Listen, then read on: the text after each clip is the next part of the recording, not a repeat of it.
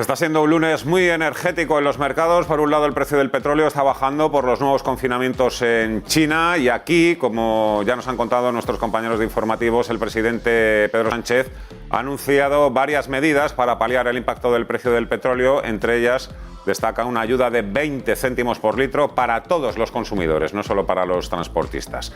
Esa factura, claro, eso tiene un coste. Va a rondar los 6.000 millones de euros. Por otro lado, durante la semana habrá nuevas negociaciones entre Rusia y Ucrania después de que Zelensky haya asumido un estatus neutral para Ucrania, y las grandes referencias macroeconómicas llegarán a finales de la semana, con la inflación en Europa y en Estados Unidos el miércoles y el dato de empleo el próximo viernes. Ya lo hemos comentado y seguramente lo vamos a comentar también en los próximos minutos, pero un buen dato de empleo en Estados Unidos podría acelerar las expectativas de más subidas de tipos.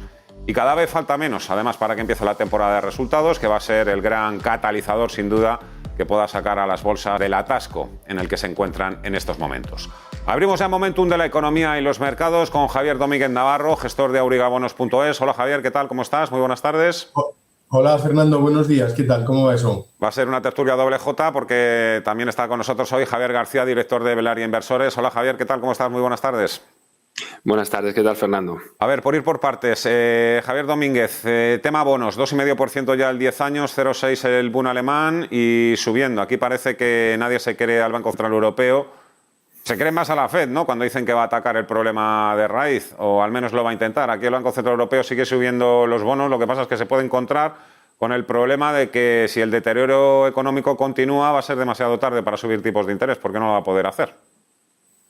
Bueno, recordemos que el mercado de la renta fija es un mercado, o como todos los mercados que se precien, es de oferta y demanda. Y es el mercado el que está poniendo los tipos en su sitio. Insisto que los bancos centrales lo único que hacen es ajustar el día a día, y todo lo demás, todos los demás plazos son los mercados con la ley de la oferta y la demanda. Pues está claro que el mercado por sí mismo, sin la necesidad de la Fed, está poniendo las cosas en su sitio. ¿Esto qué significa? Significa que es el propio mercado el que se está saliendo de la renta fija pensando en que no está en los niveles adecuados donde tienen sus posiciones, y consideran que en el futuro van a ser más altos y por eso se salen. ¿Qué es lo que ocurre con esto? Que precisamente ya no hace falta a los bancos centrales, que efectivamente lo único que tendrán que hacer será confirmar lo que está ocurriendo. Pero en definitiva es, ahora si una empresa, imaginémonos una empresa que quiere pedir un préstamo a 10 años en el mundo dólar, tiene que pagar 2,5 más. O sea, 2,5 plus más su propio spread, que es el que marque el rating que tenga. Por tanto, ya se ha movido, los tipos de interés ya han subido de facto. Entonces, este es el punto. ¿Cuál es la situación que hay ahora? Que efectivamente hay ciertos desajustes entre el medio y el largo plazo, porque tenemos ahora en la curva americana, tenemos que el 3-5 años está más alto que el 10 años y que el 30 años. Entonces, pero son desajustes de esta situación en la que están cambiando los tipos de interés. Estamos en este proceso. Y, por tanto, lo de la Fed, lo único que haga la Fed de subir medio punto o 0,25, etcétera, etcétera, es solo confirmar lo que ya está ocurriendo en los mercados. Los mercados consideran que tienen que subir los tipos de interés y por eso están subiendo, solo con el hecho de salirse. Es el mensaje que están lanzando los mercados. Javier García, ¿cuál es un poco tu análisis de la situación? Bueno, yo lo veo de manera bastante similar a como lo ve Javier, ¿no? Yo resaltaría un poco la inversión de la curva de tipos, la cual pues lo vimos en el 2000, en el 2007, en el 2019 lo volvimos a ver otra vez y lo estamos viendo ahora. Generalmente cuando ocurre esto es que bueno, pues los inversores a corto plazo no están creyendo mucho en la economía, ¿no? Creen que el contexto económico no es tan bueno, ¿no? Y al final, bueno, pues el 2 años vemos que prácticamente da el mayor rendimiento al 10 años, ¿no? Generalmente lo que ha ocurrido en ese tipo de situaciones y lo que nosotros estamos viendo es que los inversores se dedican a invertir en el activo refugio cuando ocurre esto, ¿no? Dicen, no, yo no me creo mucho en la economía, ¿dónde invertimos para al menos mantener el poder adquisitivo, ¿no? Y efectivamente lo que hacen los inversores es comprar oro, ¿no? Vimos que pues en el año 2000 el oro hizo un ciclo alcista entre el 2000 y el 2006 de alrededor del 250%. Ocurrió lo mismo en 2007 con la inversión de la curva de tipos de nuevo entre el 2007 y el 2011. Ocurrió lo mismo en 2019, hace muy poquito, poquito, pues subió prácticamente un 50% con la inversión de la curva de tipos y ahora prácticamente estamos a básicamente un 0,15, un 0,18 de que el 2 años termine dando más de un 10% rentabilidad, ¿no?, de rendimiento. Entonces, al final, lo que estamos viendo es que ante esta situación de tipos, lo que vemos es que puede ser importante o puede ser relevante empezar a tomar un poquito más de interés en oro, en el metal. ¿Por qué? Porque, bueno, pues la situación económica, como vemos, el contexto económico con todo, pues la macro y todo lo que está ocurriendo, pues a lo mejor nos lleva un poquito más a invertir en activos un pelín más conservadores que los tradicionales. He contestado a otra de las preguntas que os iba a formular, Javier, en el sentido se iba a preguntar, es una de las preguntas que se tienen que hacer estos días sí o sí los inversores, si el deterioro económico va a ser temporal o va a ser algo más permanente. Veo un poco que apuntáis en la segunda dirección. Sí, está claro que y yo era uno de los que defendía que la inflación, cuando empezó todo este proceso de subida de inflación, era que iba a ser coyuntural, que si la base, que era el efecto base, etcétera. No, ahora tiene una pinta de que se va a mantener a lo largo del tiempo y es verdad que luego el año que viene, es decir, que vamos a estar todo el año con una inflación bastante elevada, lo cual será un problema para todos. O sea, ese deterioro económico, llevándolo al terreno particular, es decir, al terreno doméstico, pensemos que si estamos en estos niveles de 6 o 7% de inflación, teniendo en cuenta que el partido que está en el gobierno ha defendido que las pensiones tienen que subir el IPC, y que este año le han subido un 2,5, haciendo un rookie cuando, a pesar de que era cerca de un 4, hay un problema, porque subir las pensiones un 7% a todos los españoles, pues no se va a poder abordar, no hay dinero para ello. Entonces, digo ya como un dato, ¿no? Más luego la subida que se le puede hacer a los funcionarios, que siempre les hace un guiño desde el gobierno. Es decir, el gobierno de España, hoy por hoy, no puede mantener una inflación de estos niveles. Para nada, porque lo que se le acerca a final de año es terrorífico. O bueno, es verdad que también se le dan muy bien los reales decretos, con lo cual puede sacar un real decreto del real decreto que ponía lo del IPC, pero en ese caso seguro que tendría que salirse. En fin, que es una situación bastante difícil. Por otro lado, hombre, lo de la guerra de Ucrania, vamos a ver cómo sale, ¿no? Parece que se están recomponiendo las cosas. El apoyo de China a Rusia cada vez lo tiene más difícil porque China ya tiene sus problemas con el sector, el real estate chino, que es el 20% del PIB y la ocupación máxima de empleados, pues tiene ciertos problemas ahora de financiación bastante importantes y quiere decir que China tampoco está para apoyar a Rusia. De hecho, le hemos visto que se ha descafeinado y ha un poco desaparecido del mapa. En fin, a ver si con lo del parón, si conseguimos reconducir la guerra de Ucrania, etcétera, pero la inflación no vamos a ver manera. Es verdad que la FED sí que lo va a abordar, la FED está tomando cartas en el asunto en serio y lo van a hacer bien y yo creo que pueden combatir la inflación. Lo único que tienen que hacer es vender la cartera que tiene de tesoros y entonces es cuando puede lanzar las rentabilidades de los bonos muy, muy alto, porque tiene un balance muy elevado. En fin, vamos a ver cómo está, pero esta inflación tan elevada es muy malo para todas las economías. Javier, ¿algo más que añadir sobre esta cuestión? La inflación, que va a ser también un poco la referencia más importante a lo largo de esta semana cuando se publiquen datos tanto en Europa como en Estados Unidos. Aunque bueno, ya nos tomamos prácticamente con muchísima naturalidad que haya una inflación del 8%.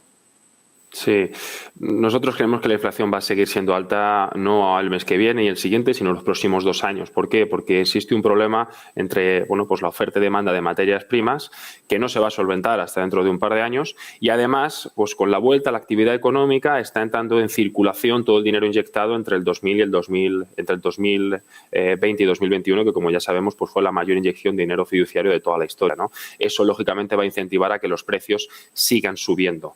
Entonces, bueno, pues nosotros de cara pues a todo 2022 y posiblemente 2023 pues vemos una manutención de la inflación. Es más, pues ahora estamos creciendo mensualmente alrededor del 0,5% y lo lógico es que sigamos ahí. Y esto es uno de los principales problemas que vamos a sufrir en la economía, porque efectivamente, como decía Javier, ni los salarios ni las pensiones se van a poder adaptar a la nueva inflación. Y sin irnos más lejos, lo hemos visto en España el año pasado. En España tuvimos una inflación del 6,5% y los salarios crecieron crecieron en media un 1,5%, o sea, 4 veces menos que la inflación. Eso se llama estanflación, estancamiento económico más inflación, y que creemos que va a estar aquí un par de años más, ¿no? ¿Por qué? Porque efectivamente no hay dinero para, digamos, solventar esta situación, sobre todo en la parte de las pensiones, ¿no? Entonces, al final, bueno, pues lo que vemos es que la inflación, si sigue en este curso y seguirá, pues es lo que va a incentivar un poquito el problema. Luego también, lógicamente, incentivará que los tipos de interés suban, igual que si hay un dato bueno de empleo, también, bueno, pues también dirá la FED, oye, pues a lo mejor hay que subir un poco los tipos de interés. Y si suben los tipos de interés, todas esas empresas que tienen una deuda relativamente importante, pues van a tener más problemas y se reducirá la valoración, ¿no? Estamos ante una situación que es difícil de solucionar a corto plazo y tenemos que ir ahí, ¿no? Lo que hay que hacer es invertir en activos que se adapten al entorno económico actual, y no solo que se adapten, sino que se puedan beneficiar, como hablábamos del oro en el inicio, pero efectivamente la inflación es un problema y desafortunadamente no va a desaparecer este año. En vuestras carteras, Javier García, ¿cuál es vuestra exposición a fecha de hoy en activos de riesgo de renta variable? Pues nosotros ampliamos la inversión en renta variable hace cuestión de 4 semanas aproximadamente, con la caída de Europa. Con las empresas de growth europeas cayeron alrededor del 25, entre el 25 y el 30%. Fue una caída que básicamente fue del doble de lo que cayó Estados Unidos. Y ahí nosotros, después de una caída del 25%, sí vimos interesante ampliar la inversión en renta variable en ese sector en concreto, en empresas de crecimiento europeas. Lógicamente, en empresas de crecimiento europeas, donde vemos que la cartera pues tienen una deuda irrelevante dentro de los balances. Ahí sí que aprovechamos, ¿no? No obstante, nosotros dentro de renta variable tenemos alrededor del 60-65% de nuestras inversiones, y una parte está invertida en mineras de oro y de plata. Bueno, como ya sabes y hemos comentado en varias ocasiones, nosotros empezamos a comprar minas de oro hace ya más de un año. Y bueno, pues a lo largo de estos últimos meses hemos ido ampliando nuestra exposición. No obstante, tenemos también algo de renta fija que está yendo mal a corto plazo en bonos ligados a la inflación, que han consolidado pues alrededor del 4% aproximadamente, y estamos empezando a barajar el hecho de sobreponderar un poco esas inversiones en esa parte, porque bueno, hemos visto que los fondos ligados a la inflación y en general la renta fija no suele tener estas consolidaciones, estoy hablando a nivel histórico, no los últimos 10 años, sino los últimos 50, y ver consolidaciones del 4 o el 5% en este tipo de inversiones, desde nuestro punto de vista y atendiendo a la estadística, es una oportunidad de inversión interesante, ¿no? Entonces estamos empezando a ver esa línea. No obstante, en renta variable, teniendo en cuenta que pese a que estamos hablando de que bueno, la situación económica es mala, los mercados financieros, el Eurostoxx 50, el SP500 están en máximos históricos, esa es la realidad, o sea, no en máximos históricos, pero muy cerca, estamos a unos 8, 9, 10%. Quiero decir que tampoco es que estemos tan mal, ¿no? Pues nosotros a estos precios al final hemos vuelto otra vez a donde estábamos hace prácticamente un par de meses, ¿no? Lo que quiere decir que no vemos la oportunidad de volver a entrar en renta variable ahora. Lo vimos hace 4 semanas con una caída del 25% de las empresas de crecimiento europeas, no lo vemos ahora. Ya digo, nosotros bueno, pues seguimos manteniendo nuestra posición en renta variable y la aumentaremos cuando venga una oportunidad interesante, que vendrá pues con una consolidación tal vez como incentivo por lo que está pasando actualmente con la economía. Noticias de última hora. El Gobierno de España limita al 2% la subida de los alquileres hasta el próximo 30 de junio. Javier, bueno, los dos sois Javier. Javier Domínguez, entonces yo entiendo un poco, claro, tú lo que mejor te conoces o más a fondo es el mercado de bonos. Ahora mismo ahí es un poco donde está la complejidad de la situación. Por un lado, la bolsa parece que no quiere ver esa inversión de la curva, ese aplanamiento de la curva que indica que nos podríamos estar encaminando hacia una recesión mayor. Claro, aquí hay muchos inversores que dirán, ¿a quién hago caso? ¿A la bolsa? Y hombre, se equivoca, pero bueno, en los últimos tiempos ha demostrado también que se ha adelantado a todo y a todos, lo vimos en la pandemia, o a los bonos. En principio es un indicador muchísimo más fiable. Hombre, yo lo que sigo manteniendo es que todo el mundo mantenga sus posiciones, tanto de renta variable como de renta fija, porque en definitiva, sin prisa, es decir, aquel inversor de medio a largo plazo, evidentemente si has entrado a hacer trading a corto plazo, pues tienes que tomar las decisiones sobre la marcha. Pero si es una cartera de cierta estabilidad, a no ser que tengas una necesidad de dinero, yo mantener.